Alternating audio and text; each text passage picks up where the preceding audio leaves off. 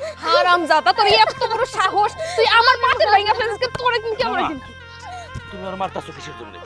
কেন আব্বা, আপনি শুনতেছেন না ওরে মারার সময় আমি কি কইতাছি? ওই কি করছে জানেন? আমার বাপের বাড়ি থেকে এত সুন্দর একটা পাতিল পাঠাইছিল, সেটাও নিচে ফেলায় ভাঙা ফেলাইছে। ওরে মার মুনা তো কি আদর করবো? বোমা, এতিম পোলাপানের গায়ে হাত দিলে পরে আল্লাহর আরশ পর্যন্ত কাইবা উঠে, আর তুমি এই এতিম পোলার গায়ে হাত তুলতাছো। ও আব্বা, আপনি তো ঠিক কথাই কইছেন। আমি একটা এতিম পোলারে এমনি ধরে মারলাম। আল্লাহ এর জন্য মনে হয় আমার উপর অখুশি, আমার একটা বাচ্চা দিতেছে না। আব্বা, আমি ভুল করছি, আমার ভুলটা আমি বুঝতে পারছি। আমার ওরে মারাটা উচিত হয় নাই।